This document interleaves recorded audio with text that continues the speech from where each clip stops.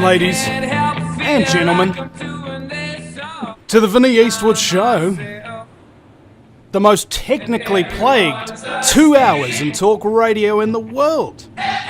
Broadcasting live 5 days a week on AmericanFreedomRadio.com from 5 till 7 p.m. Central Standard Time, so you're catching the Texas traffic from 3 till 5 p.m. Los Angeles time, and that's of course the Pacific Seaboard as well, so that you can listen to the Vinnie Eastwood Show when you're driving the kids home from school in your minivan to your soccer practice, where you're gonna, dig up the playground a little bit and lay some claymore mines for the troops that are about to round you up and put you in the FEMA camps and what have you. It'd be great. And also 6 till 8 p.m. Eastern Standard Time. And speaking of Eastern Standards, you've now got some description of hurricane, I hear, heading towards the eastern seaboard, threatening to wipe out the power, and of course every time there's some description of disaster, the president just goes, oh well, I've got to start protecting you now, and then everybody starts to think, president's protecting us, I'll vote for him again, even though he's a complete scumbag who completely sold us out to a bunch of ruthless criminal banking elite filthmongers. My very special guest today is Douglas Dietrich from DouglasDietrich.com. And this man, holy Shiite Muslim balls, dig this, all right? We're going to be talking about a wide range of different subjects. You know how about 25% of the US homeless population are veterans? And a lot of which from the Vietnam era and subsequent wars that the United States has fought under false pretenses and false flags and stuff like that. Douglas is going to explain why. You know how Pearl Harbor was a complete sham and what have you to get everybody into the war. Douglas is going to explain how. You know how there's these deep underground military bases and the Department of Defense and the New World Order and the OSS and a whole bunch of things that are happening in the whole military research-based thing, all over the place. Censored technologies, propaganda. There's a wide, incredible stretch of information that we're going to hear out of this guy today, and it comes from the expertise. And I capitalize expertise as a Department of Defense library researcher. So I welcome him now. Douglas, welcome to the program. Yes, I am having some trouble hearing you, but I think I can hear you clearly enough where I'll be able to make out your questions and the course in which we take the discussion, and that's what's important. I want to thank you so much for this opportunity to speak with the American Freedom Radio Network audience and all of the beautiful people overseas across the Pacific in the Commonwealth of Nations, to include both New Zealand and Australia. Thank you so much. Well, it's my job, and this is your first time on American Freedom Radio, so just kind of want to let you know that this network is about fun. So let's make sure we have some fun today. We'll see. Well, the lighter side of genocide is definitely a appropriate pretext in that we'll try to have what fun we can in terms of discussing the darker aspects of history, of which there are many. And so do you want to start off with the entry, with the kind of separation program, number program that you alluded to that was instituted by the United States that rendered so many American veterans homeless, Mr. Eastwood? Or do you want to start off by asking some personal questions? I would rather start off on the personal track, who you are, and it's the Arnold Schwarzenegger question. Who is my daddy, and what does he do?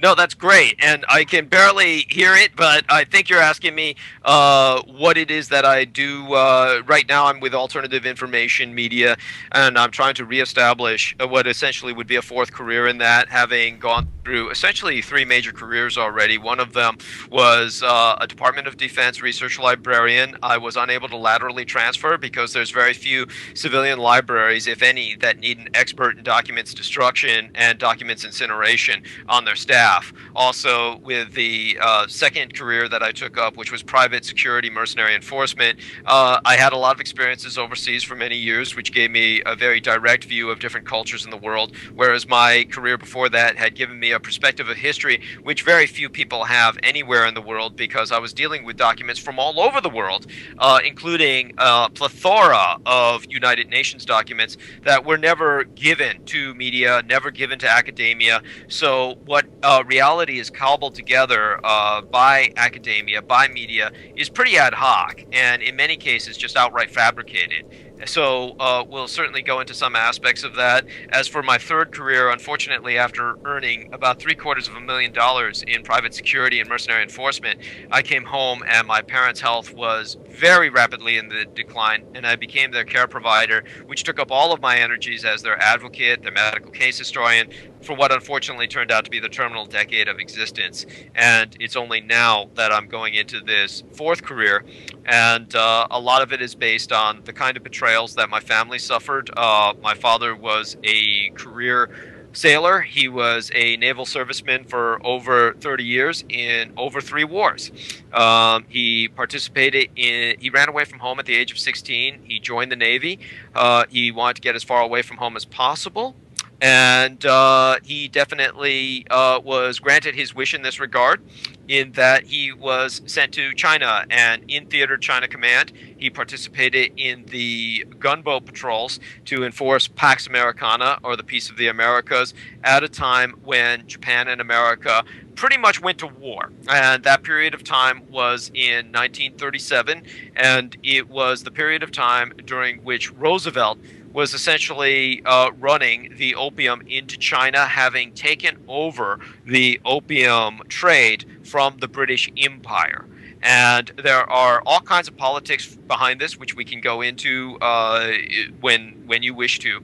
And in the interim, what had happened was that with the Flying Tigers, which were an illegal mercenary wing by both domestic and international law of the League of Nations, domestic American law, the League of Nations mandate, the Flying Tigers were basically illegal in every way you can imagine. So this fighter wing of criminals had a bomber command.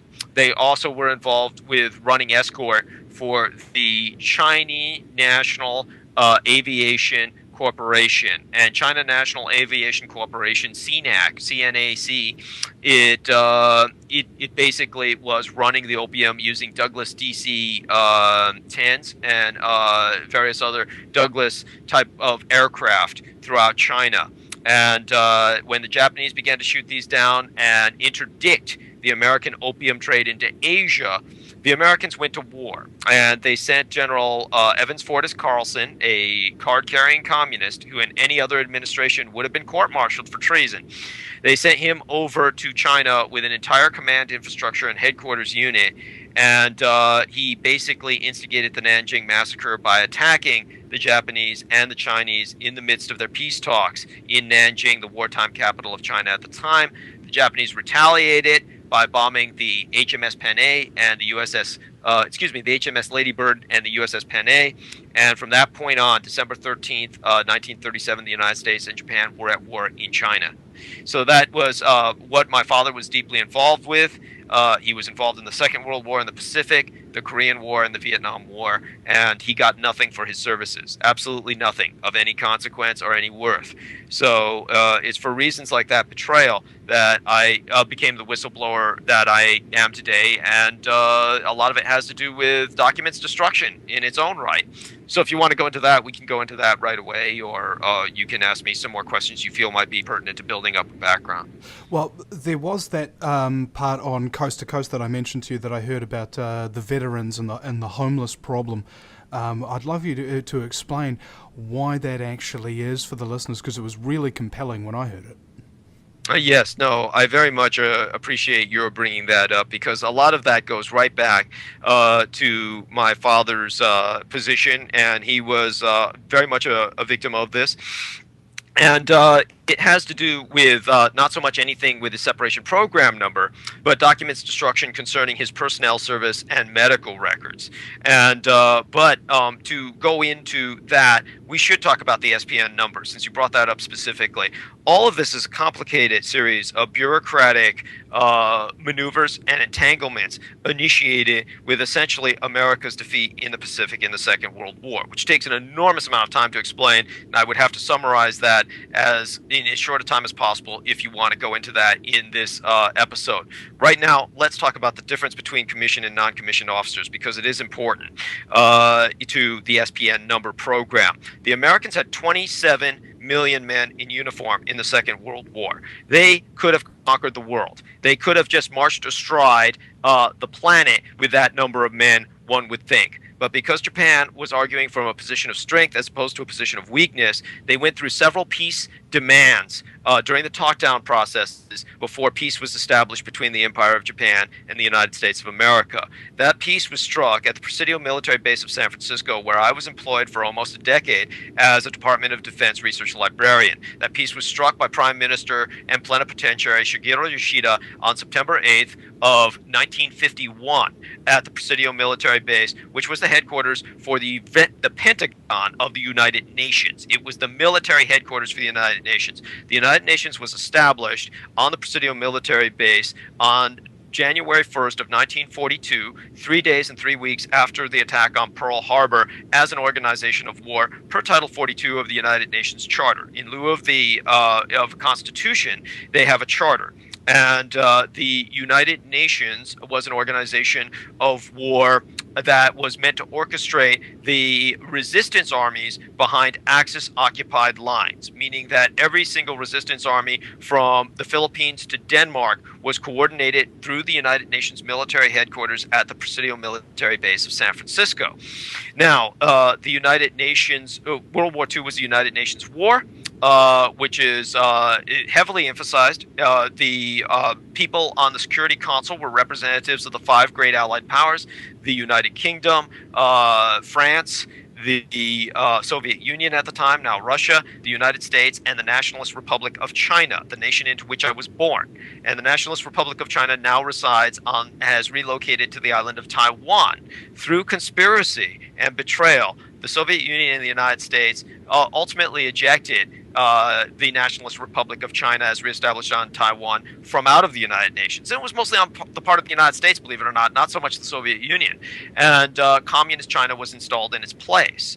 So the United Nations does not recognize the Nationalist Republic of China, into which I was born, on the island of Taiwan, even though it was one of the founding member states of the United Nations. Now, all of this is important because I was dealing with international documents at the Presidio military base, and they had to do ultimately with the SPN program.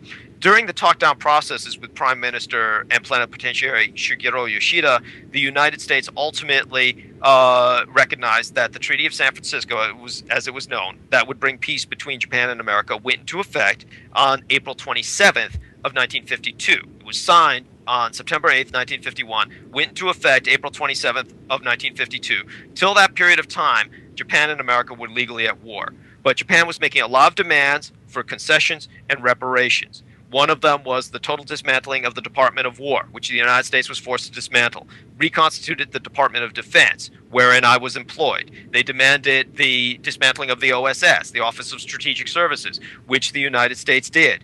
In 1947, they reestablished a successor organization known as the CIA. They also instituted the SPN program. This was to prevent all of these troops from leaving who were demobilizing. They were demobilizing millions and millions of men, the largest demobilization in history. They felt that the civilian economy could not handle that many men coming home. They were still involved in wars overseas that were the aftermath of the Second World War with Japan, and such as the Korean Peninsula, such as the Vietnam conflict, which at that time was known as the Indochina conflict. So they had to keep these men coming back and cycling back into the military. So the strategy for that was to make these men unemployable. So in 1947, the same year as the so-called Roswell incident, the same year as the establishment of the Central Intelligence Agency, they established the separation program, separation program number period lasted between 1947 to 1974.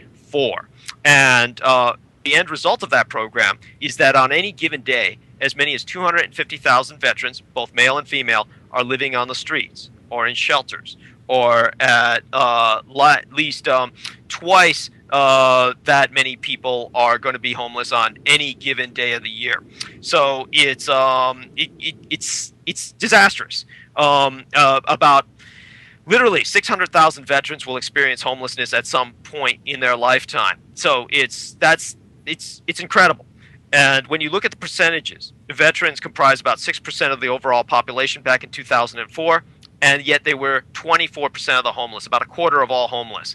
And today, of all homeless men, about 1/3 are vets, and they comprise, as a population base, veterans comprise about 9% of the population, but they're 42% of the homeless. So 1 out of 3 homeless men is still a veteran.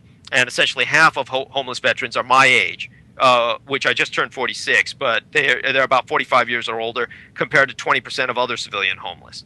So this is the kind of numbers that we're dealing with. The reason for that was because of a slanderous secret code. Well, we'll get into more of this after the break. I'm aware that my audio has not kept on cutting out, so that's good. We'll be right back with Douglas Dietrich from douglasdietrich.com. And we'll get into more of this because, I don't know, the way you treat your veterans and the people who shed their blood for you, it tells a lot about your character, I think. And if you sell them out, that's even worse. We'll be right back. Welcome back, ladies and gentlemen. You're listening to the Vinnie Eastwood Show. It's the lighter side of genocide. Broadcasting live from New Zealand, the fabulously fluoridated capital of Auckland, the island-chained nation in the sunny slave South Pacific, and everybody got a part-time job as an incandescent light bulb thanks to the Fukushima radiation. It's really helped the economy out and kept everybody's minds a little bit brighter, and everybody coming up with really good ideas lately, mutations and such, like on X-Men. My very special guest is Douglas Dietrich. Is it Dietrich or Dietrich? Oh, Dietrich, thank you for asking. Like the actress Marlene Dietrich, to whom I'm distantly related. The distant relations. Speaking of distant relations, anybody out there listening to this may have friends, family, ancestors who served in the military, fought and died, or fought and been traumatized and come back and tried to ignore all their experiences for the remainder of their life in an effort to do something positive. And that trauma gets passed on through generations. And I feel that the way a government should be treating its veterans is actually a support network. Like, let's say this. I figure if you're in combat, you essentially come out of combat needing to adjust back into normal life. Right? You need to somehow get over these things that you've done. Much like in boot camp when you're trying to get over the wall that's in the middle of the course, unless you're able to get over that wall, you have to begin the course again. I feel what's happened to veterans is that the wall has been set too high for them and nobody has bent down so that they can jump on their back and get over it and finish their experience wholly and just kind of go, okay, that was a part of my life. It's now over. And this is only for the people who haven't suffered debilitating injuries and things of this nature. A friend of mine was telling me yesterday that Donald Trump was about to commit suicide one day and he's going over a bridge. And this homeless veteran who had been cut off at the waist with an explosion back in the day in Vietnam was wheeling himself along on a skateboard, came up to Donald Trump and offered to sell him a few pencils. And so Donald said, yeah, okay, I'll take your pencils, man. And he just gives him a whatever money he had in his thing. He didn't care. He was about to go jump off a bridge. And this homeless person kept following him and saying, no, you've given me too much money. You need to take your change back, okay? It's the honourable thing to do. And Donald Trump just, no, keep it, man. Just keep it. And he keeps walking, but this guy keeps following him. And somewhere along the way, Donald Trump decided that he wasn't going to commit suicide anymore because there are people who are suffering much worse than him and things obviously can't be that bad. Yeah, and I really appreciate you saying that. And it's amazing the number of veterans, of course, that do commit suicide is quite high, and will continue to be high so long as we have this form of ghettoization of the military, which occurred as an aftermath of America's loss of the war. That is very important for Americans to come to grips with so that they can reconstruct their society in a sane and functional manner. The entire thing about dismantling various wartime institutions that I spoke of, where the Japanese forced the Americans to open up their market, to turn over the overwhelming majority of their aircraft carriers to be remanufactured into automobiles to sell on that American market, pretty much destroyed and eviscerated American industry. And until Americans can come to grips with the fact that the Japanese negotiated this from a position of absolute strength as opposed to absolute weakness, Americans are going to live in a fantasy world, and they're going to be stuck with this human flotsam and jetsam that they have created, and they are human refuse that need to be treated as human beings. But they've turned them into human refuse by allowing the Department of Defense to destroy these people's lives. To explain again the difference between commissioned and non-commissioned officers, which is so important, my father was a non-commissioned officer. He was a chief petty officer. And all you see are homeless veterans who are enlisted men who go up to the rank of non-commissioned officer, which would be like chief petty officers, master sergeants, etc. You never see homeless officers. You don't see homeless lieutenants, homeless captains, homeless majors. The reason for this is that per the Uniform Code of Military Justice, if you're an American enlisted man, if you don't get paid, you don't have to fight. As a matter of fact, when they cannot pay you, you are not obligated to fight. Now, during the Battle of Gettysburg, at the height of the American Civil War between the states, Union generals had to go around begging hat in hand for troops to fight because they hadn't been paid in several months, and they just had to appeal to their naive belief in the validity of union to get them to fight again. They were foolish enough to do so, and as a result, we have the United States today, as we have it, basically a military junta and dictatorship, but it's a military junta and dictatorship of the officer class and the military contractors, not of the enlisted men, who are all essentially victims. And it's harder to get a job when you get out of the military than it is to get a job when you get out of prison. That is statistically a fact, and a lot of people don't understand that. Now, to clarify this again, a commissioned officer, which is why the term commission is used in the United States, has stock in the nation. Whether he's getting paid or not, he has no choice. He has to fight for the nation state. So he's invested in the United States, essentially as a corporation. So the end result is that as a shareholder, they never will experience the homelessness that the enlisted men do. Now, why did so many of them experience this? Because when you're discharged from the U.S. military, your personnel files contain a form, DD-214, Report of Separation. Summarizes your service, shows what type of discharge you received. For decades, it secretly slandered the absolute majority, the overwhelming majority of homecoming servicemen. So starting in 1947, while the Japanese were demanding demobilization, yet the Americans needed troops for Vietnam and Korea under the auspice of the United Nations. They could not legally declare war ever again. The United States is forbidden by Japan to ever do so, which is why every single war ever fought by the United States since that time has been, quote unquote, an armed police action or, quote unquote, an armed conflict. The United States no longer can legitimately wage war. Therefore, all of the conflicts it's engaged in since the peace with Japan on April 27th of 1952 is an illegal, undeclared, congressionally and constitutionally unmandated armed conflict Douglas, or peacekeeping action. Yeah. Douglas, it sounds like an argument I had with my girlfriend once. I asked her, "Baby, why are you angry with me?" She said, "I'm not angry with you. I'm just really annoyed with you." Well, there you go. You might say that this is splitting hairs, but it's the reason for the maintenance of the United Nations and why the United Nations was so important. Keep this in mind. Every single American fatality who died in the 1950 through 1953 conflict in Korea, whenever they find the bodies, and the Americans still occupy the South Korean peninsula, but whenever they find the bodies from that period of time, or even some of the fatalities that are produced to this day, those troops come home in coffins draped under United Nations flags.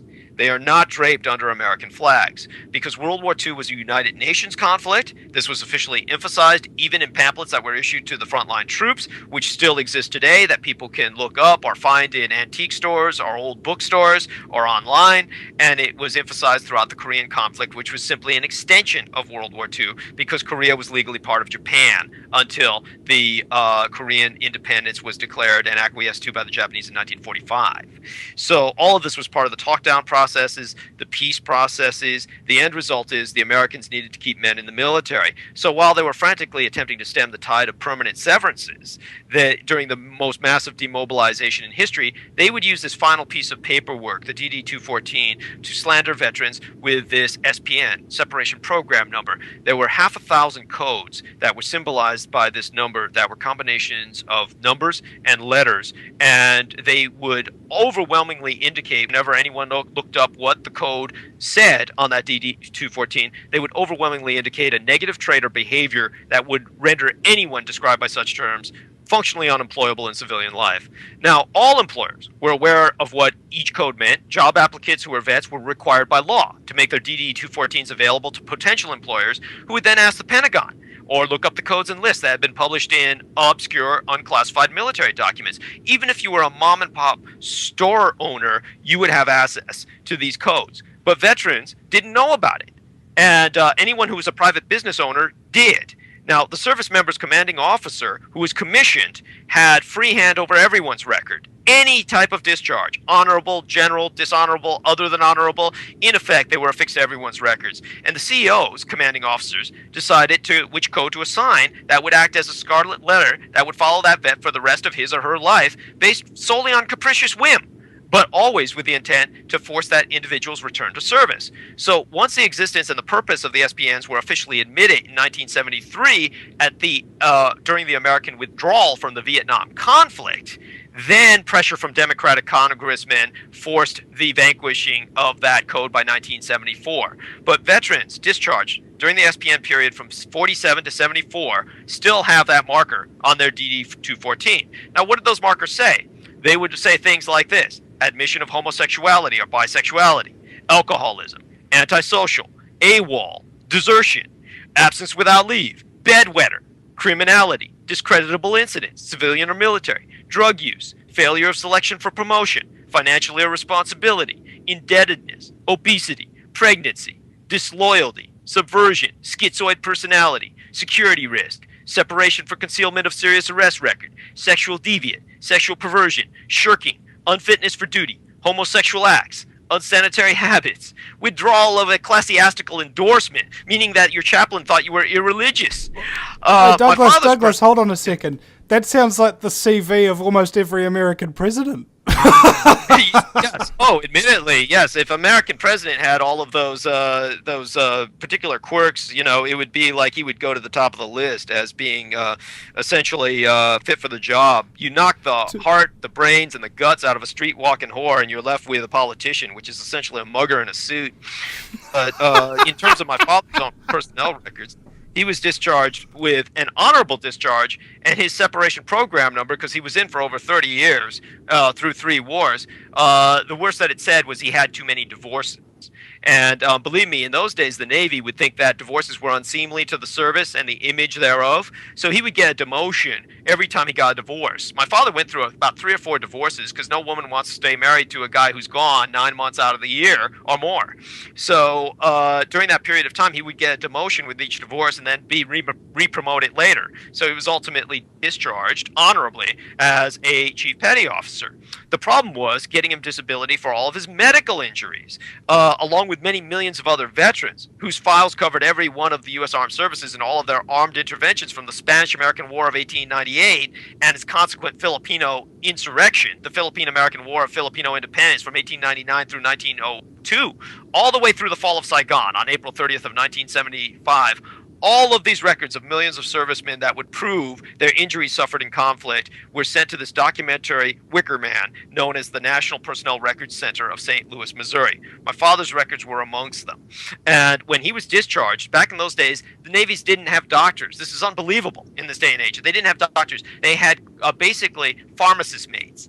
And pharmacist mates would often have Filipino stewards who would serve them. My father, upon his discharge, was reviewed in terms of medical health by a Filipino steward who spoke no English. And he was rubber stamped as being absolutely healthy with no injuries. So he received no benefits.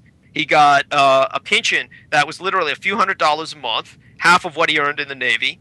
And he was dirt poor. And during my course of time as a Department of Defense research librarian, I started trying to look up his records. Well, I found out they were all put, along with millions of other servicemen, into this architectural fire trap. It was a combination in construction of a grain silo and a tinder box. The local municipal fire department protested the fact that neither fire alarms or sprinkler systems were installed, but as the edifice was on federal property, there was nothing that could be done for it. Now, the GSA, the General Services Administration, runs the federal archives. The regional office was in San Bruno. I was given a film to destroy in my primary career as a civilian military librarian. I was able to review it first, as I was able to do with so many documents and so much footage. And this was an in-house Federal Archives agency training reel, and it exposed the fact that no less than 15 starting points of arson, inception as they labeled it, instigated the conflagration that consumed the National Record Center of St. Louis, Missouri. This entire pile of documents went up in flames in the July of 1975, and the embers of this facility smoldered for over a month. But the Federal Archives had saved the U.S. government what today would be trillions and trillions of dollars in veterans' compensation, not to mention obscuring any historical culpability and almost too many atrocities to count as cited by those files. As an aside... That sounds really interesting. That sounds really interesting because, like, on 9/11, in Building 7, the offices and the floors where they were investigating Enron and all the massive fraud there were on fire. And also the Pentagon, the place where it was hit, was actually the place where all these financial records of stuff that I think like a day or two before or something, they'd lost $2 trillion or something like that. And then boom, it hits the Pentagon and just evaporates all these things. These people basically... Everything gets written down, and that's what I found was so strange, is that they're committing crimes and scumbaggery all over the place, and they write it all down. Why would they do that? And the answer is because they can just destroy them later if they become inconvenient. Absolutely. Yeah. We'll be right back, ladies and gentlemen, with Douglas Dietrich on AmericanFreedomRadio.com. And I think we probably might even take some callers in the second hour. The number 218-339-8525, 218-339-8525. Shout out to all the people listening on the American Freedom Radio streams and in the chat room at the VinnyEastwoodShow.com. Back in a minute. If you take an active interest in maintaining the optimum health and well-being of yourself and your family, the New Zealand Journal of Natural Medicine is the magazine you've been waiting for. Having taken Australia and New Zealand by storm, the New Zealand Journal of Natural Medicine is now available in the UK and Europe. Visit www.nznaturalmed.co.uk or call 01626 337 531 to order your copy now.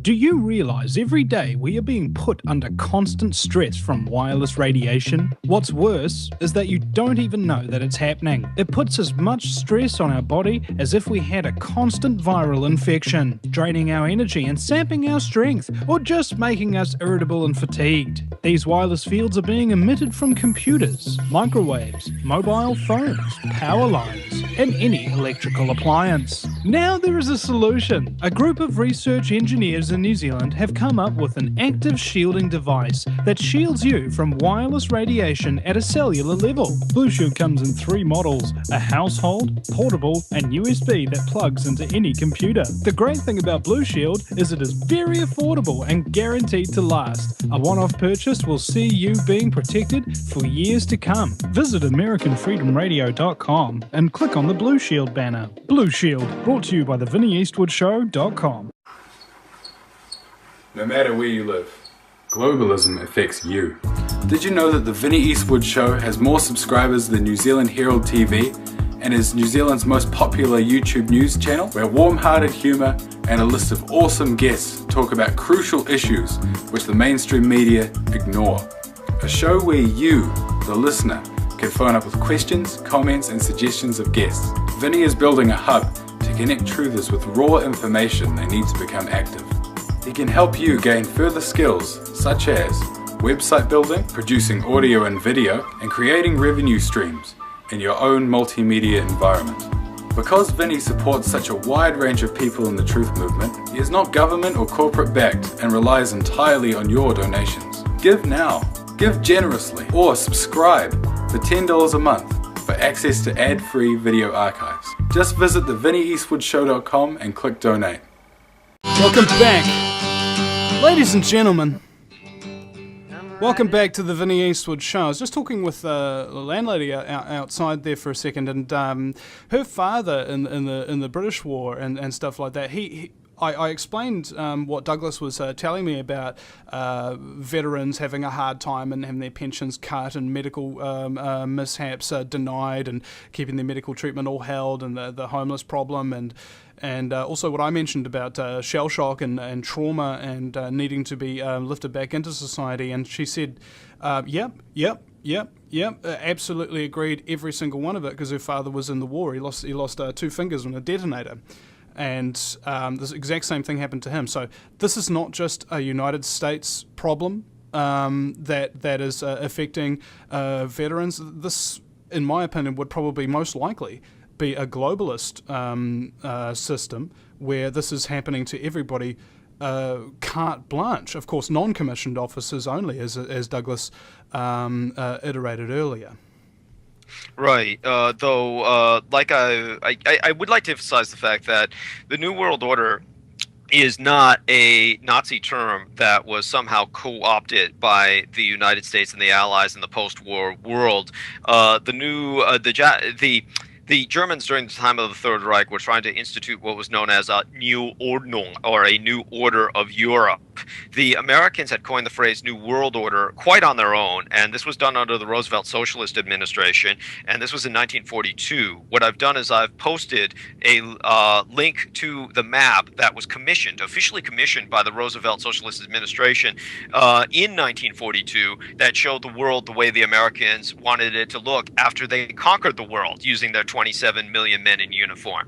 And to put this into perspective for you, the modern Chinese Communist Army, fully mobilized, complete with reserves, numbers some 4 million men.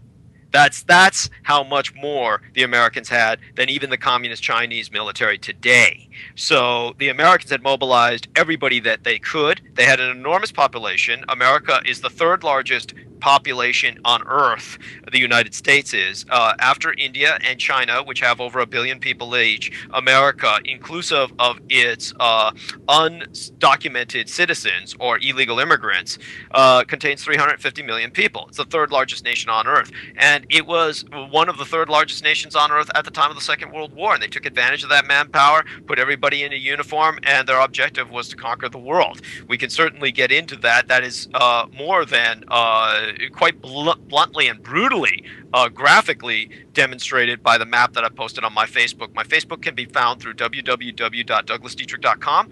So do take a look at the website, douglasdietrich.com. Douglas is spelled with 1 S. Dietrich is just spelled like the old actress Marlene Dietrich, or just use the words diet and rich put together, douglasdietrich.com. You can go there, you can hit the big blue F button that takes you directly to Facebook, my public timeline, and you can look at the post. It's right at the top of all of the posts, and you can see exactly what Roosevelt was planning. He was planning on stealing as much from his allies, if not more so, than he was from his enemies. He planned on eviscerating the British Empire, occupying Canada, the entire Western Hemisphere, stealing everything he could from the British, and basically conquering the world in conjunction with his socialist allies, the Soviet Union, creating a bipolar balance, which was America's essential balance of power for quite some time, until the collapse of the Soviet Union and the ongoing collapse of the United States military. Keep in mind that all of the military branches of service together, inclusive of the Department of Defense, which I worked for, which is 100,000 civilians, you put all that together with all of the National Guard, the reserves, all the branches of service, including the Coast Guard, you only have 2.5 million men, or people, service persons. That's less than 1% of the American population. So you've got less than 1% of the American population occupying 150 of the United Nations recognized nations on Earth. So it is an ultra power. It is Pax Americana, a piece of the Americas. It is enforced by force of arms, but at the same time, this unipolar balance of power is stretched so thin, it's going to snap like a very, very fragile sheaf of cloth. And when it smashes, it will sunder immediately. Basically, it's one of those things where they cannot hold for much longer because of the absolute dearth and lack of manpower. That's why any American concerns that are constantly pumped up by propaganda radio that we are under danger of martial law are absurd. They don't have the manpower to enforce it. Even if they gather together every single policeman, deputy, sheriff, anything you can imagine in the United States combined with the military, they don't have the manpower to take America's guns away. They don't have the manpower to put people in camps. But at the same time, take away from the idea that there's a faceless Illuminati cabal of internationalists who are running the world. It's America. Let's call a spade a spade. This is the American empire. It is now the ultra power in terms of the world because of the collapse of the superpowers. The end result is it's an American empire. It's in collapse. There's very few men by which to enforce it. The end result is your primary concern is not martial law and totalitarian dictatorship by some new world order. It's anarchy. And so that's something that I cannot overemphasize. And who are the men to turn to in such a time? Veterans, because they've been through it and they've been living as homeless people, and there's more than enough of them. As I said, despite the fact that the military constitutes less than 1% of the American population, and of that military, very few are in combat. If you were to take the 24,500 men who are regularly committed to the front lines of combat on any given day worldwide, that is 0.00001% of the population, or such, or 0.0007% of the population. It's something like that. The last time I checked, it's so literally. That means people don't know anybody who's probably, well, they know very few people and probably have a very minute perspective on what combat actually involves. And the Yes. and the things that veterans go through. Now we have a caller on the line here, area code 713. You're on the air. Oh, thank you. I've just got to put in my mouth. Sorry. Douglas, and thank you so much for the show, both of you. Douglas, could you go over, we always think of when the bombs were dropped on Hiroshima and Nagasaki, that ended the war. Could you just explain that a little bit about why it's not, or what we did not win the war? Yes, I thank you very much for asking that, and that gets quite technical. The whole point is that the... Okay. Thank you. Thank you. Gone. Okay, I'll listen. All right. Appreciate Yes, thank you, Thanks for your sir. call. Very much. And so the important thing to emphasize is that the United States, in terms of dropping those bombs, accomplished absolutely nothing of any strategic significance. And that is what they continue trying to emphasize that they did. The Americans desperately had to end the war because the Americans had been heavily involved overseas in the Atlantic. They had dedicated literally the vast majority of their manpower and their resources to against the Third Reich. Only 15% of all of their wartime resources in terms of both personnel and in terms of equipment went to the Pacific. And of that 15%, an enormous amount, literally 1/3 of it, went to the islands of Alaska to dislodge the Japanese invasion of American territory in Alaska, in the Aleutian Islands chain. And so with that ongoing, the Americans were very fundamentally undermanned, and they were going to have to take all of that manpower in Europe, and they were going to have to redeploy it into Asia. And they would have to go through the Panama Canal. They would have to go through the Cape of Good Hope, I believe. I always get it confused with Cape Horn. But whatever's at the very tip of South America. They'd have to go down there if the Panama Canal was going to be destroyed. And the Japanese most thoroughly planned on destroying the Panama Canal with their Sentoku submarines, which they had developed.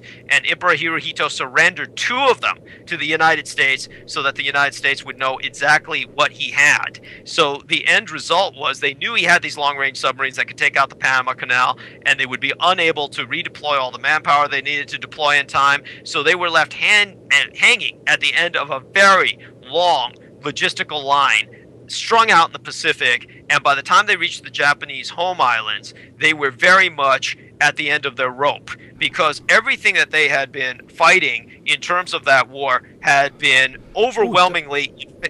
I'm sorry. That in military history, that the story you described there seems almost exactly what happened during the Russia-Japanese War. I believe that was in the might have been late 1800s or early 1900s or something of that nature. They sent their fleet all the way around the world. It took them months to get there, and then they just got annihilated. That is quite correct. And the reason that they got annihilated was because by that time the Japanese had completed the siege of Port Arthur, and at tremendous loss of manpower had occupied that port and turned its own artillery, its own coastal artillery, against the incoming Russian fleet. So that was the tragic logistics for the Russians.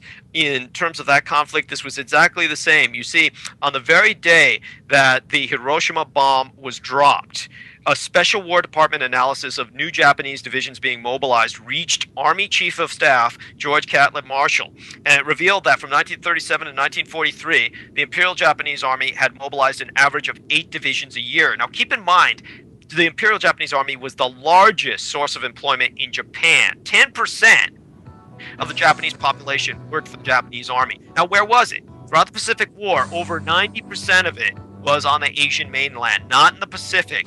All of the assets the Americans came up against in the Pacific were Japanese Marines and Japanese naval infantry.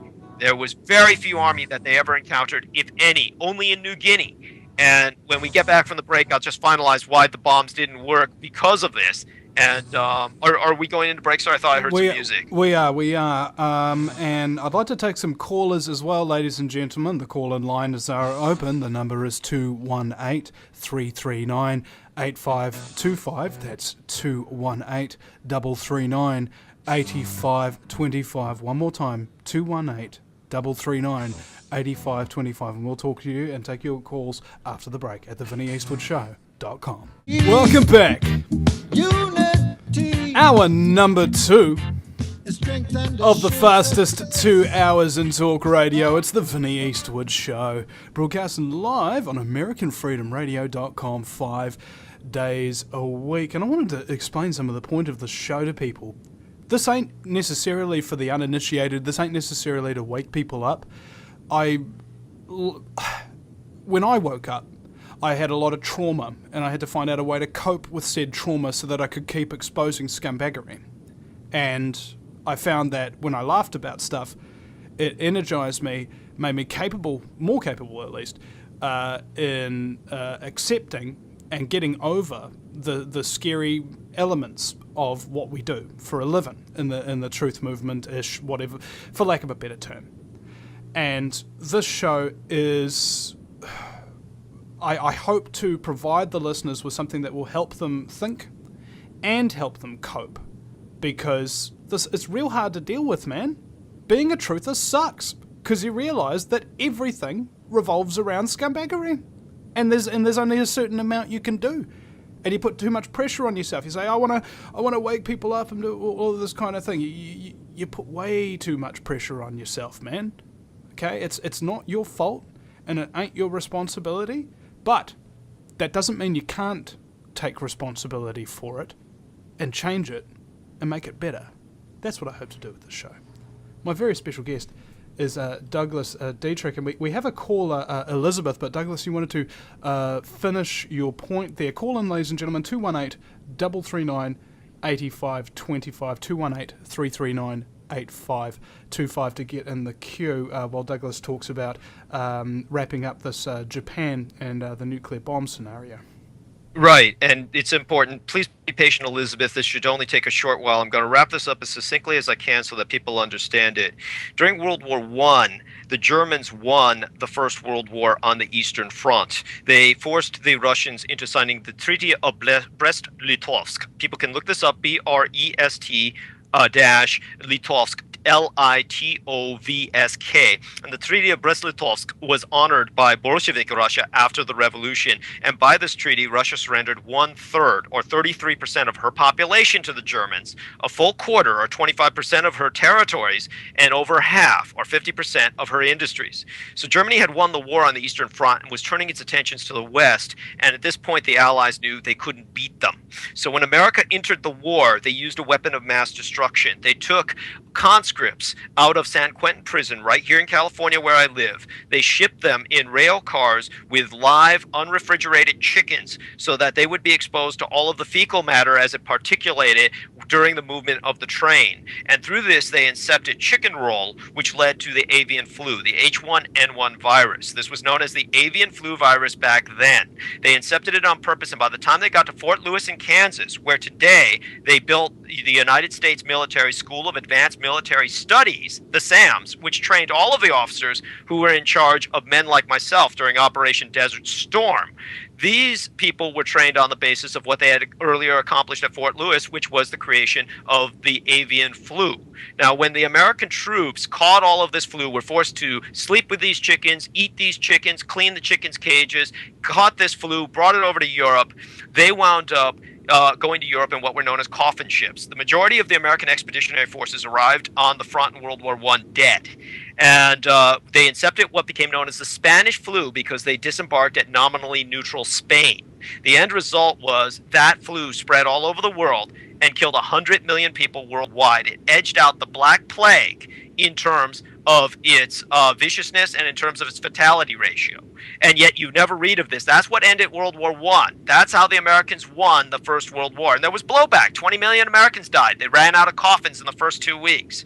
But the Americans had won the war. Now that was why Emperor Hirohito decided he was going to become a marine biologist and studied bacteriological warfare, which ultimately led to his winning the war. The war was not won by atomic weapons. It was won by biologicals. The Americans didn't put any stock into atomic weapons themselves. You know every single thing that happened at the Manhattan Project. The Manhattan Project is so open that there's one man named John Coster Mullen, who's a truck driver, who built an exact working replica of Fat Man and Little Boy. That's how open the Manhattan Project is. There's nothing top secret about it. What was top secret was Fort Dietrich. Fort Dietrich in Maryland was created by the Americans to create biological weapons that would kill every single Asian on the face of the earth. That's what they were counting on to win the war because they couldn't win it by manpower. Up until 1945, the Americans overwhelmed the Asians numerically. As a matter of fact, at Mackinac Island, as an example, the Japanese had 500 troops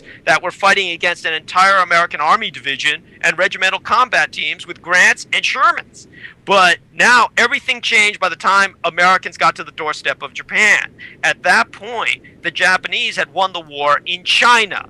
In 1944, on the very day of Hiroshima, when George Catlin Marshall got that top-secret eyes-only report, he found out that in 1944 alone, the Japanese had mobilized 30 divisions to secure the Chinese mainland in the first 7 months of 1945, and 42 had been activated, 23 inside of Japan itself, and Japan had the available manpower to generate even more, as many as 65 infantry and 5 armored divisions by time of the scheduled American invasion. Japan had only just begun to fight, and the atomic bomb at Hiroshima hadn't killed a single able-bodied soldier. As a matter of fact, the one able-bodied soldier, General Homa, who was in Hiroshima at the time, survived.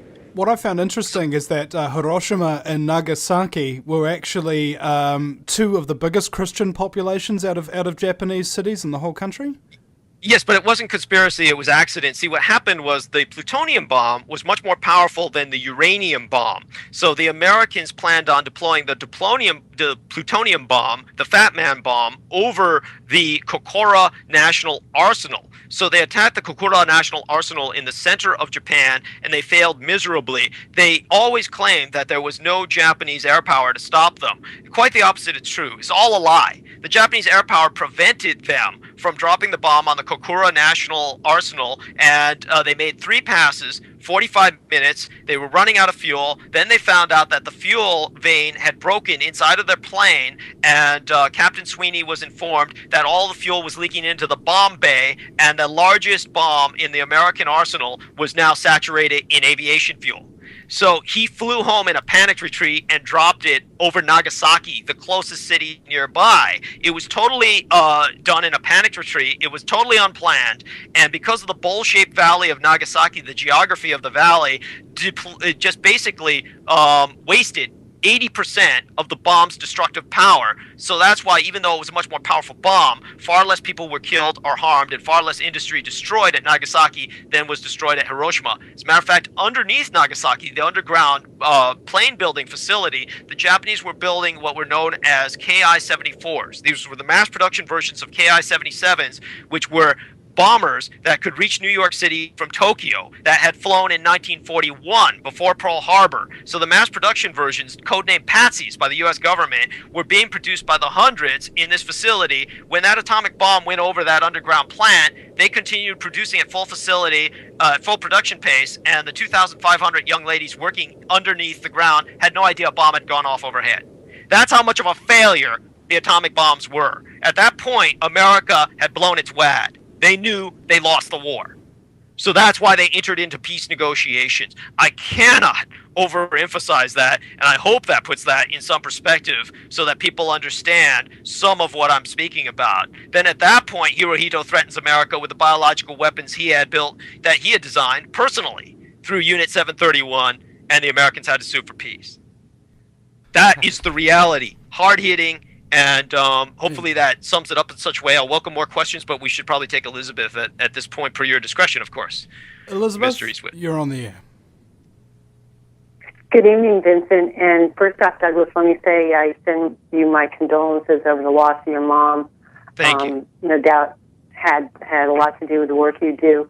I had two quick questions.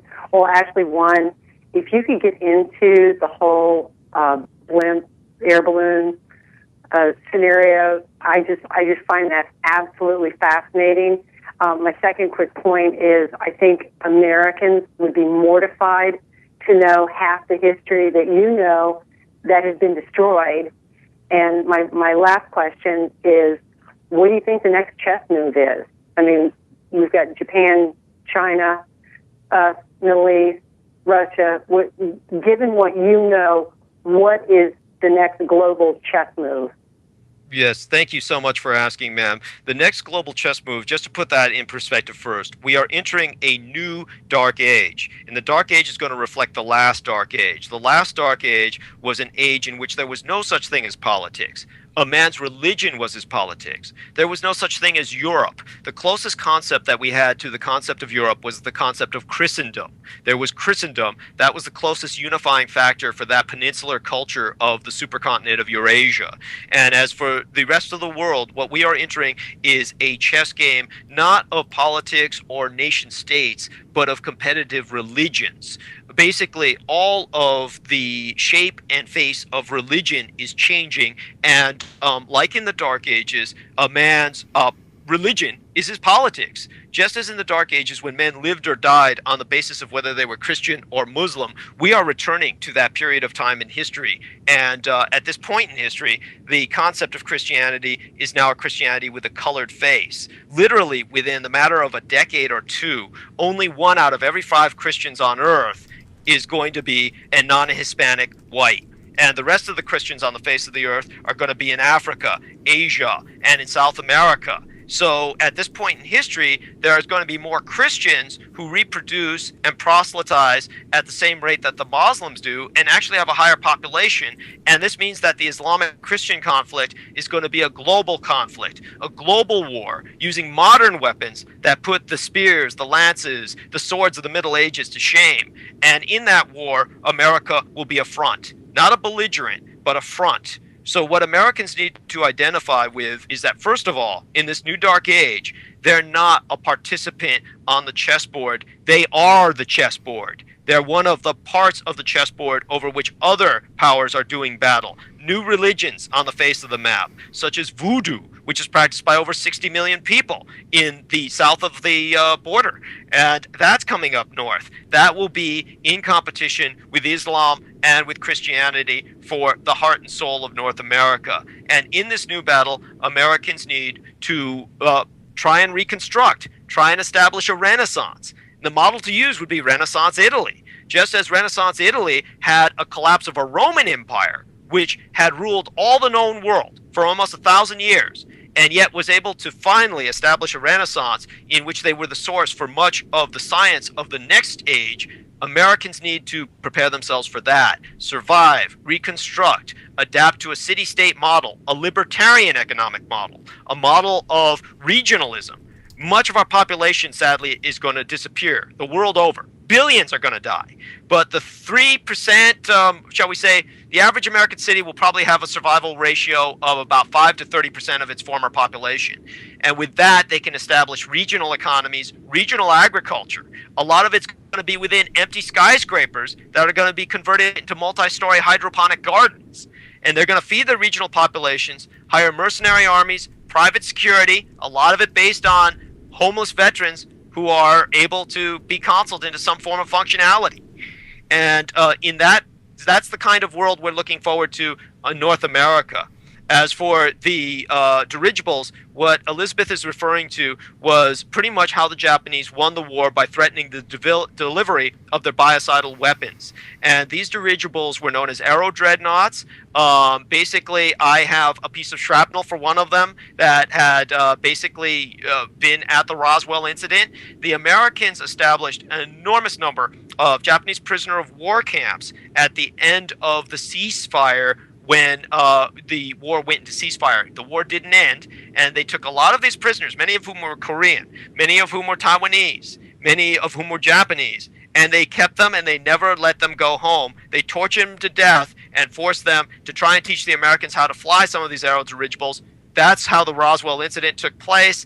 I go into detail on that in my DVD, Roswell and the Rising Sun, which after I produced that DVD, I did it in one day. The woman who helped me do that was the Mutual UFO Network director for Sacramento, the capital of the state of California. She was going to have me on her TV series, The UFO Connection. The moment they found out she was going to interview me, they canceled her TV series. So she helped me get this together to make this video in a private venue. We did it in one day. We didn't even have a screen. We had no advertising, yet we had the largest gathering at her Mutual UFO Network branch that she had ever had. And I came home to find my mother dying. So my mother died as a direct result of this video. Without going into the ugly details of that, that what few DVDs are available as part of a set that people can get through DouglasDietrich.com. And but the point about that is, in it, I describe these aero dreadnoughts the Japanese had manufactured for deployment of biological weapons in China.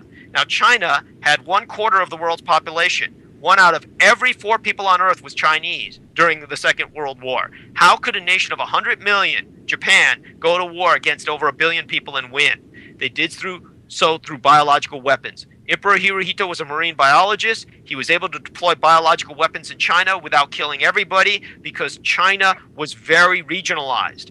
Back in the days of World War II, every single Chinese person statistically was born, lived, and died within 10 miles. So all of these nations, city-states, and warlord fortresses were so isolated, these towns, that Emperor Hirohito could virally wipe out a resistant population without infecting the rest of the population quite safely. And he used this to perfect his biological weapons technique to the point where he had developed botulinum toxin, 1 pound of which could kill 1 billion people. And he loaded tons of this onto aero dreadnoughts, which he dispatched to the United States after the United States had bombed Hiroshima. They reached the United States by the time that the Americans had bombed Nagasaki. And by the time they violated American airspace, the Americans sued for peace. And if it were not for that, then Hirohito would have wiped out, statistically, pretty much every American on the mainland. Well, that's a nice place to leave it for this segment, Douglas. And I also wanted to encourage more people to call in. The number's 218-339-8525, 218-339-8525, and check out DouglasDietrich.com as well. There's actually quite a remarkable amount of information, and indeed he's got a lot of other radio appearances that he's done on places like Coast to Coast and the like, which you can find on YouTube, and I had fun perusing those myself. Douglas Dietrich is my guest, and we'll be right back at AmericanFreedomRadio.com. If you take an active interest in maintaining the optimum health and well-being of yourself and your family, the New Zealand Journal of Natural Medicine is the magazine you've been waiting for. Having taken Australia and New Zealand by storm, the New Zealand Journal of Natural Medicine is now available in the UK and Europe. Visit www.nznaturalmed.co.uk or call 01626 337 531 to order your copy now.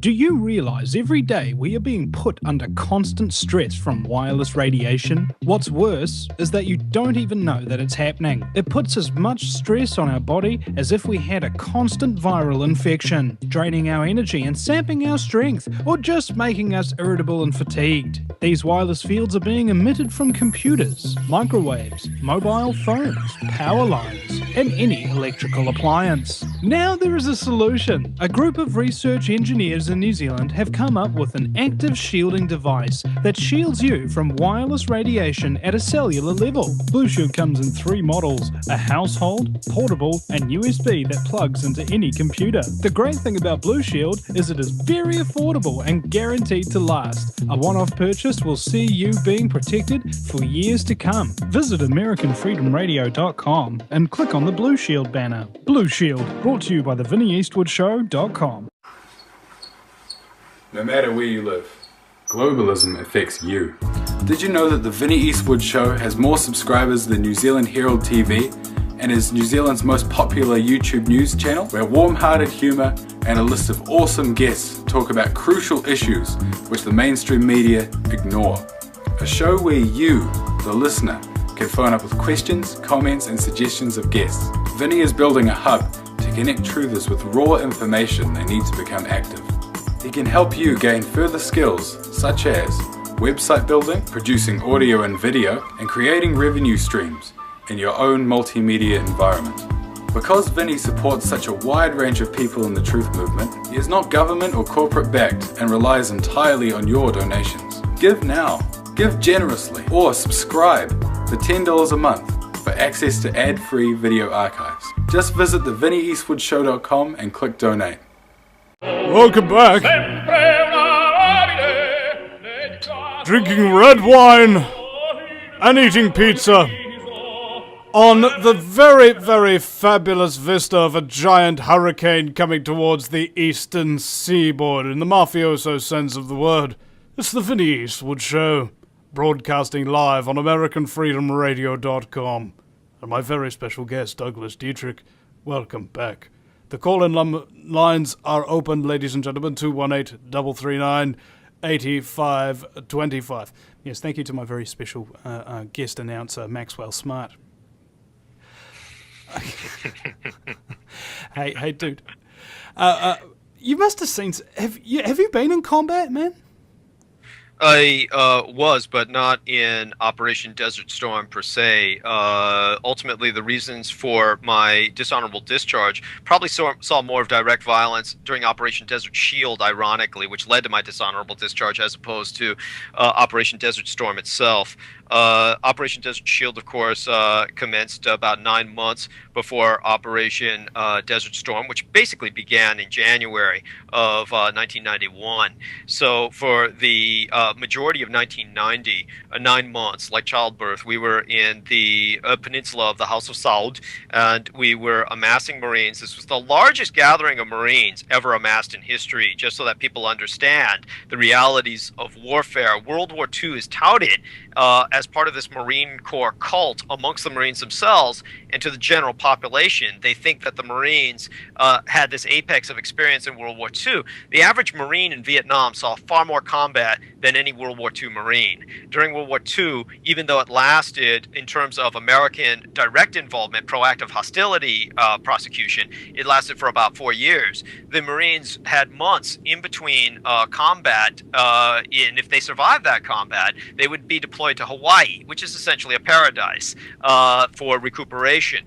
The Marines in Vietnam had to spend 10 months, not just 9 months. And you could be drafted into the Marine Corps. People didn't understand this. You would be deployed 10 months as opposed to the average 9 months in combat, and you would be seeing combat every single day, because they would they would basically use helicopter transport, mobile assault, to transport you from conflict to conflict on the Vietnamese peninsula. So the average Marine from Vietnam is just devastated psychologically by the conflicts that they were exposed to under fire every single day for 10 months, as opposed to combat Marines from the Marine Corps in World War II. Then you had Operation Desert Shield. That was the largest gathering of Marines ever, because this was the most land that we ever had to amass Marines in. So we had thousands and thousands of Marines. There's about 200,000 people in the Marine Corps that were amassing. And at that time, south of our port of deployment in Al Jubail, girls' dormitory caught fire while my squad was on leave.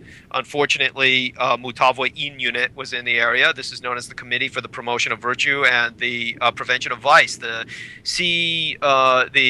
CPVPV. And they carry machine guns, as all police do in the House of Saud and throughout Southwest Asia. They also carry whips, so they can flagellate women that they find wearing lipstick or anything that are doing anything they consider suggestive. They began to machine gun the girls as they exited the building because they did not first don on their veils or proper Muslim garb, so they considered this a spontaneous incident of feminine self-display. So the woman they machine gunned blocked the exit for all the rest of the young ladies trying to exit the building, and ultimately 289 girls died. I killed 2 of them with my bare hands because I would have possibly killed more or had been taken down had I not been cracked on the skull by a Kevlar helmet. My helmet fell off during the struggle, and another Marine cracked my skull open with a Kevlar helmet that was still in his hands, and I woke up in a hospital with a concussion and stitches, and that's how I found out about the death of the girls. I was threatened with execution. The House of Saud formally protested my interference with domestic affairs, demanded my public execution in a public square in their territory, and the expulsion of all American expeditionary forces, which would have made Operation Desert Storm impossible. So I was the subject of a major international incident that was hushed up, and the United States Marine Corps responded first by telling the House of Saud that they would consider my case and review it while they demoted me. They needed every warm body for combat. We went into Operation Desert Storm, and I was deployed with many Marines south of Kamasaya. We went through the minefields of Al-Kuwait. When we were south of Kamasaya, the U.S. Army Corps of Engineers blew the storage facilities where Saddam Hussein had maintained his toxic gas and cyclosaurine nerve agent, which he had deployed against the Kurds. They blew this to hide all of the trail of receipts leading back to chemical fertilizer companies in the United States, and they exposed all of us Marines to genocidal level nerve agents. And as a matter of fact, most of us inhaled so much of it because we had to take off our chemical warfare gear. In the desert where it's over 110 degrees, you're wearing that chemical warfare gear that is charcoal and rubber insulated, and you're losing 17 pounds of water weight in as many minutes, and many men were dying of dehydration. So we had a choice of dying then or dying later. So we took off our hoods and we sucked in all the fumes, and my lungs have since that point collapsed 7 times. Since I was dishonorably discharged, I had no access to the Veterans Administration or any VA benefits, no military pension, no nothing. So I paid for the final reconstructive surgery, which skinned all of the blisters that had developed in my lungs and stapled my lungs to my rib cage, preventing any further collapses. I paid for all of that myself. And I was dishonorably discharged. That was the Marine way of compensating the House of Saud. And that was the story behind that. So that was my experience with the Marine Corps. Short, brutal, and unhappy, less than 2 years. And I came back to the United States, and I went back to work for a year as a Department of Defense research librarian at the Presidio Military Base Library. They closed the library, then ultimately shut down the base in 1995 because of so many scandals involved with it. The abortive assassination attempt against William Jefferson Clinton, who at that time was a presidential candidate, still governor of Arkansas, which took place in San Francisco.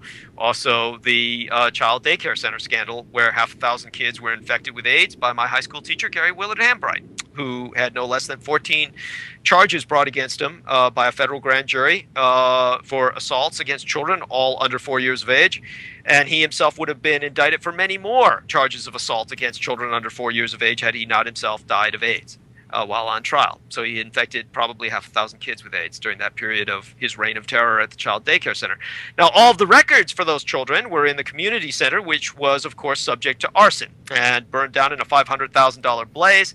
the Bureau of Alcohol, Tobacco, and Firearms, the BATF of all people, the same people who were responsible for the Waco massacre, were brought in to investigate the blaze, concluded it was arson, but it was on U.S. Army property. So the U.S. Army cried jurisdiction and said, well, it's our property. You're a different federal agency. We own this property. It's our federal property. We say it's not arson. End of story.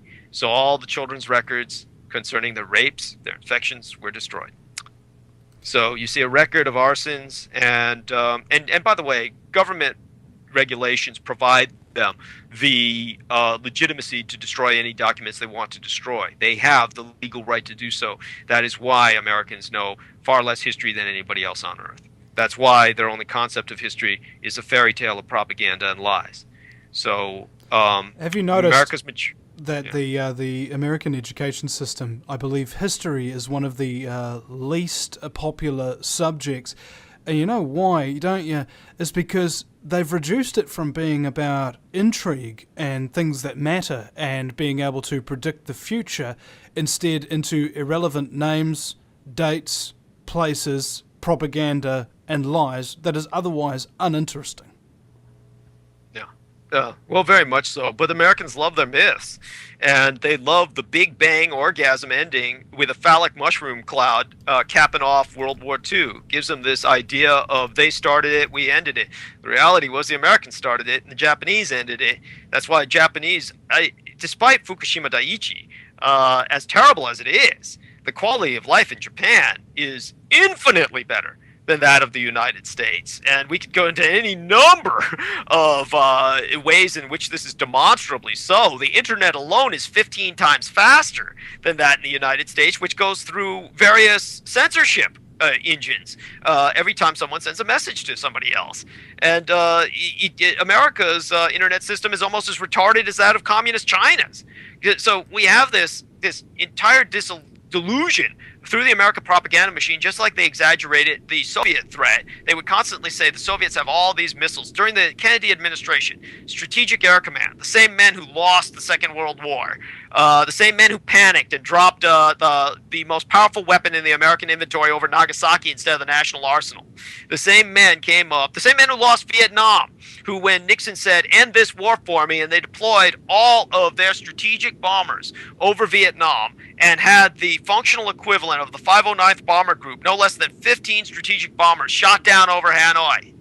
These same men went to Kennedy and they told him the Soviets have 1,500 ICBMs pointed at us on their launching pads. Well, it turned out the Soviets had 4. Count them, 4. And they knew this. They knew this through satellite surveillance. They knew this through U-2 reconnaissance, and they lied. They lied to their executive commander-in-chief. They were guilty of treason. They should all have been taken out and shot.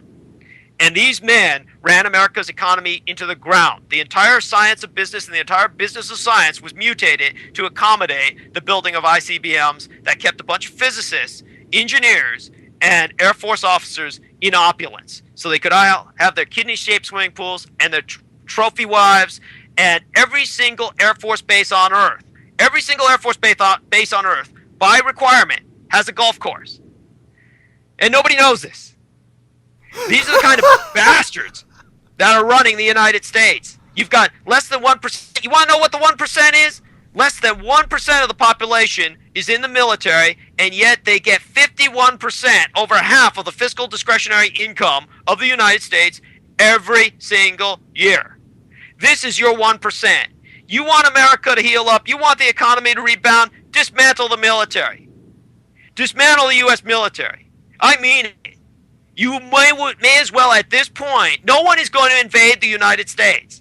There are more privately owned firearms in the state of Texas alone than there are in the entire U.S. National Guard. No foreign power is going to invade the United States to occupy it. There may be surgical moves for operational context, like the Mexicans. They invaded the United States technically during Hurricane Katrina. The Mexican army came in and helped to reconstruct Katrina, helped to restore order. You know why the U.S. government tolerated it? Because every single soldier they had was deployed overseas, and every single sailor in port, New Orleans is the largest port in the world. All of the oil from Venezuela, Nigeria, and Latin America in general, from Mexico, goes in through New Orleans. It's the largest port in the world, has been for many, many decades. And when New Orleans was hit by Katrina and the Mexican army intervened, 20,000 sailors that were in that port deserted. They took advantage of that time to desert. And the reason why they did this was because the sailors were subject to the highest PT regulations in the world for any military. They were given physical training regulations and requirements that not even special forces need to pass. The reason why was so none of them could pass it, so they could laterally transfer them out of the Navy and put them as boots on the ground in Iraq, so that they could dismantle bombs for the U.S. Army. They were doing suicidal work for the U.S. Army because none of them could make PT tests because they were losing too many troops, too many Army men. So they were doing this to all the sailors. So come Katrina, the sailors saw their chance. They made a break. I don't believe all of them have been recovered at this point in terms of their desertions. But no one ever hears about that. And the end result is you've got a military machine that is defeated by its leadership. It's defeated by its leadership as it has been since the First World War. You have a military machine that is being essentially decimated. That was the Roman term. Decima would mean when the emperor gave the order to kill 1 in every 10 men within a legion that he felt had been too cowardly or he had felt was mutinous. That is what is happening to the American military. Decima, decimation. And the end result is you want to heal this poverty, you want to help reconstruct the economy, dismantle the military. Rely on private security forces, mercenary armies for your cities. And retreat into a city-state existence of regional autonomy, a libertarian economy, and you'll have a renaissance within days. You'll have a renaissance within decades that will make Renaissance Italy look like it had been reborn and resurrected. You know, I think this is something people have to recognize about the military-industrial complex, is it now controls everything. So if you want everything to go back to the way it was, or perhaps transition into something that has never been seen before in all the glory, you have to dismantle the military in and of itself, don't you? But the good thing about the United States, and as the Japanese, the reason why they didn't do a land-based invasion of the United States, I believe a general or admiral famously said, I would never be stupid enough to invade the continental US, because if I did, I'd have a gun pointed at me from behind every frickin' blade of grass. And yes. You have a look at anarcho-syndicalist societies that were actually, in their economy and in their social order, were working incredibly well in France and Spain. The thing that they didn't have was guns, and they got invaded by Franco or taken over by tyrannies of some kind, because although they were all peace, love and happy and working real well together, they had no capacity to defend themselves. They had no standing army, and they had no militias or nothing. They were simply lambs for the slaughter. They were free otherwise. So that maybe I think is something that could be good for America and even the whole world. I mean, we don't want to bring the world together. We want to bring the world together in a way that makes everything completely separate and free and functional and without interdependence. Because when you're interdependent, it means that your economy has been led into dependence. And if you're dependent on somebody else for your life, blood, of cash and whatever, they can just turn it off and conquer you. Okay? Learn how to defend yourself. And you've got to defend yourself on many different fronts of attack. Best way to do that is to not have too many alliances, so that if somebody attacks you, you can just attack right back. We'll be right back, ladies and gentlemen. VinnyEastwoodShow.com. Yeah. Oh yeah. Yeah. Welcome back, ladies and And gentlemen, no one like me. to the Vinny Eastwood Show. Final segment here. Yeah.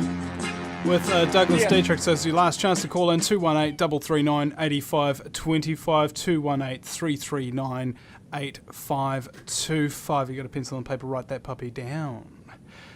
So, we were talking about how to kind of solve all these problems and dismantling the military, dismantling the massive banking cartel system like the Fed and the IMF, World Bank, the UN. I believe it all needs to come down, okay? But Yes. come down in a dismantling format, step by step, progressively, so that the current order of the planet can be changed gradually and easily, a transition into a greater, brighter future, a united humanity that is desperate and that is separate and independent, rather than a united humanity who is simply huddling under the same boot being crushed like cockroaches.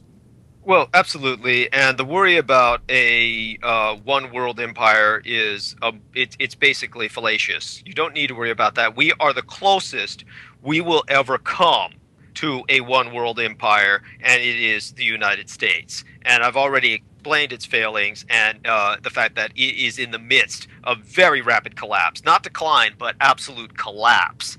And the end result is to prepare to help reconstruct, and by disparate or separate entities of culture, that competition and that stimulation will provoke the renaissance worldwide that we seek, that will take mankind to the stars. And it is this kind of culture where America has an enormous opportunity in being the first to provide a new race which will walk the earth. Cosmogenate people, people of mixed race marriage, they are fast superseding every other type of marriage within the United States. The United States has become a colony of the world. There will be city-states that are ethnically exclusive. I am sure that with the breakup of civilization as we know it, you will see all white city-states, all black city-states. You will see many cosmopolitan and cosmogenate city-states. Imagine 50,000 Hong Kongs and 50,000 Singapores, but with the economies being ethnically based as multi-racial or multi-ethnic for cosmopolitan purposes, and others that are racially exclusive. You'll see the kind of trade leagues that will develop along the Columbia and the Mississippi, as the Hanseatic-style trade leagues had developed along the various estuaries of Europe. And so that is kind of a future for America. Certainly somebody had asked in the text box about my view of God and the cosmos in general. So I'd on an international level, especially in the British Commonwealth of Nations and the English-speaking world, is through Nexus Magazine, which has been kind enough as the preeminent alternative information media dissemination periodical to have interviewed me in a Skype interview in German that was over 8 hours long with Thomas Kirschner of Nexus United Germany. And this, of course, has been translated into English and is available through nexusmagazine.com. Nexus is spelled N-E-X-U-S. Almost everybody in New Zealand and Australia is familiar with it because it sources out of Australia. But for the Americans, it's not allowed in the United States. You are allowed to subscribe, and it will be brought to your door, or you can subscribe electronically or download the articles electronically separately, like my interviews for $1.50 each. I do not make a dime off this. This is simply to get the truth out to people, and the money goes to Nexus Magazine, of course, to support its operations. But Nexus Magazine in the United States circulated for a short period of time before it was banned from the United States, ostensibly because the Food and Drug Administration didn't approve of its alternative health commercials. The reality was they didn't want the information to get to the American people, so it no longer is allowed to be displayed on American magazine racks. So go to nexusmagazine.com. You can look for the last 3 issues. The current issue and the last 2, and probably the 4th one, have given me an unprecedented 6 months exposure, because it's a bi-monthly periodical through Nexus Magazine, and possibly 8 months if they take the rest of the transcripts into the 4th month, which hopefully is done. Other than that, I have my own radio show, Critical Omissions, and also Saturday Night Firing Lines. Critical Omissions is every Tuesday night, 10 to midnight Eastern Standard Time, and Saturday Night Firing Lines, same time, 10 to midnight Eastern Standard Time. So every Saturday and Tuesday, you can check out Revolution Radio, and this is the most feared kind of revolution that the government has ever run into, the revolution of peaceful information dissemination. And they hate that. They fear that more than any other kind of activity. And it's the most attacked and hacked radio show on the face of the earth, guaranteed. Probably the only one that comes close second would be Vinny Eastwood and American Freedom Radio. But other than that, check out freedomslips.com. It was supposed to be freedomslips.com.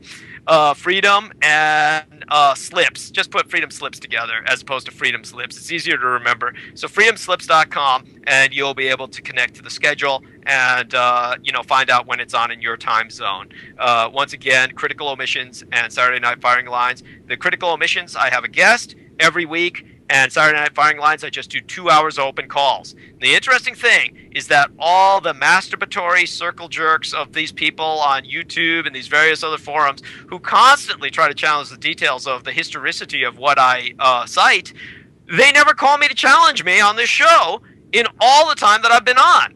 And I keep challenging them and welcoming them to do so, and they never do so. So do call in, whether you agree with what I say or not, Saturday Night Firing Lines through freedomslips.com. So thank you for that. And with your permission, Mr. Eastwood, I'd like to address some of what the people asked about what I've said about life in the cosmos and how the government came to the conclusion that there is no life in the cosmos and yet are trying to perpetuate the myth that there is life in the cosmos due to Project Bluebeam, and explain the nuances of why that doesn't detract from the reality of UFO phenomena. We have less than 4 minutes for you to do so. Oh, God. Well, UFO phenomena has been around for thousands of years. It's an integral part of mankind's experience.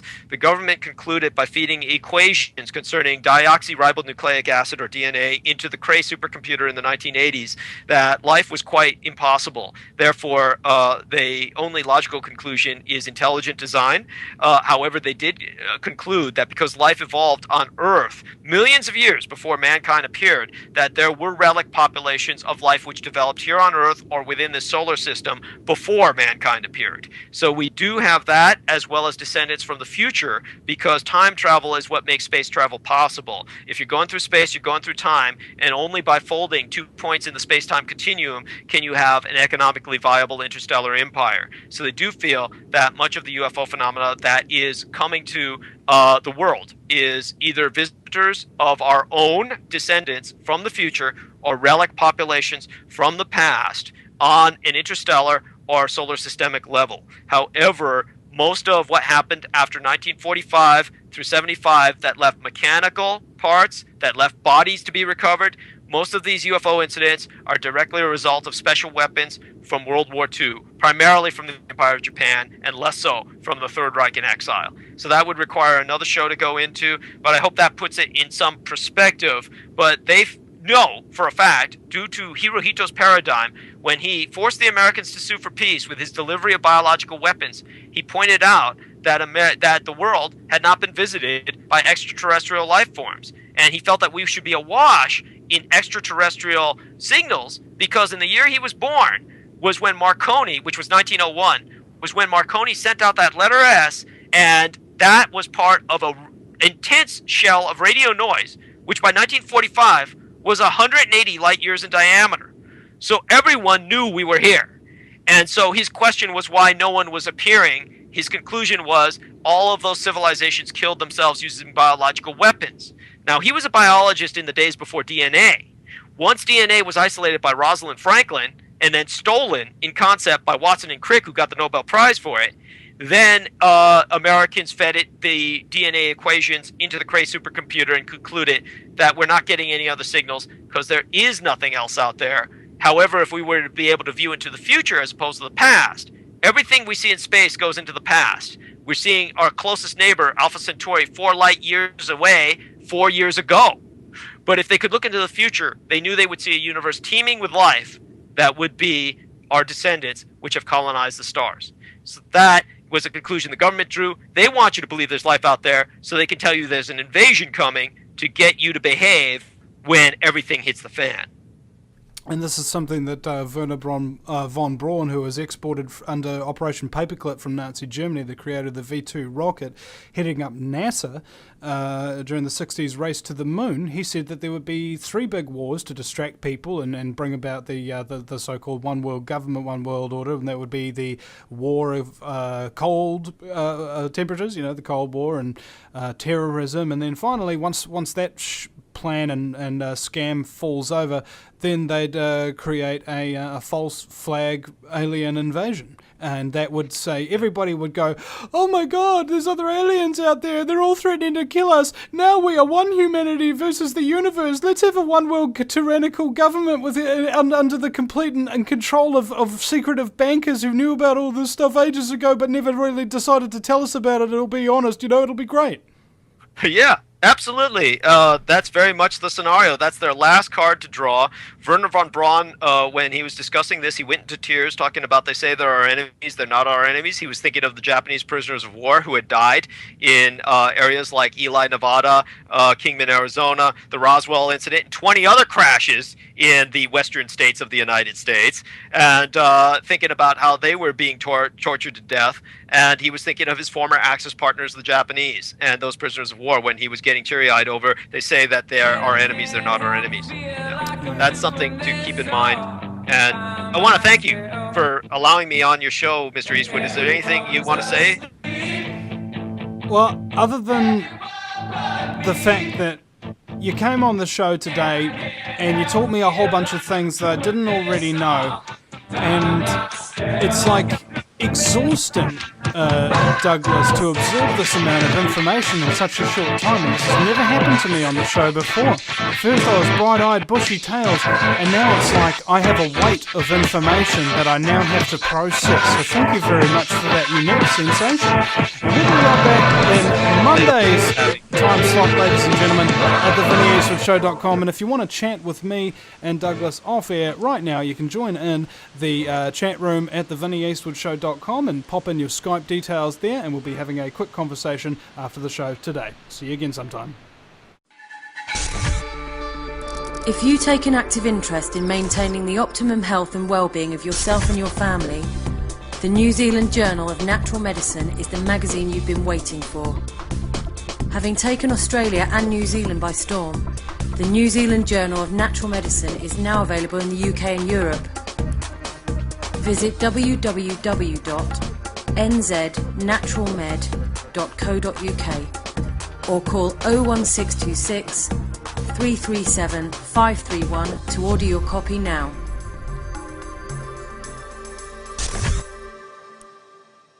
Do you realise every day we are being put under constant stress from wireless radiation? What's worse is that you don't even know that it's happening. It puts as much stress on our body as if we had a constant viral infection, draining our energy and sapping our strength, or just making us irritable and fatigued. These wireless fields are being emitted from computers, microwaves, mobile phones, power lines, and any electrical appliance. Now there is a solution. A group of research engineers in New Zealand have come up with an active shielding device that shields you from wireless radiation at a cellular level. Blue Shield comes in 3 models: a household, portable, and USB that plugs into any computer. The great thing about Blue Shield is it is very affordable and guaranteed to last. A one-off purchase will see you being protected for years to come. Visit AmericanFreedomRadio.com and click on the Blue Shield banner. Blue Shield, brought to you by thevinnieeastwoodshow.com. No matter where you live, globalism affects you. Did you know that the Vinnie Eastwood Show has more subscribers than New Zealand Herald TV and is New Zealand's most popular YouTube news channel, where warm-hearted humour and a list of awesome guests talk about crucial issues which the mainstream media ignore? A show where you, the listener, can phone up with questions, comments and suggestions of guests. Vinnie is building a hub to connect truthers with raw information they need to become active. He can help you gain further skills such as website building, producing audio and video, and creating revenue streams in your own multimedia environment. Because Vinnie supports such a wide range of people in the truth movement, he is not government or corporate backed and relies entirely on your donations. Give now, give generously, or subscribe for $10 a month for access to ad-free video archives. Just visit thevinnieeastwoodshow.com and click donate.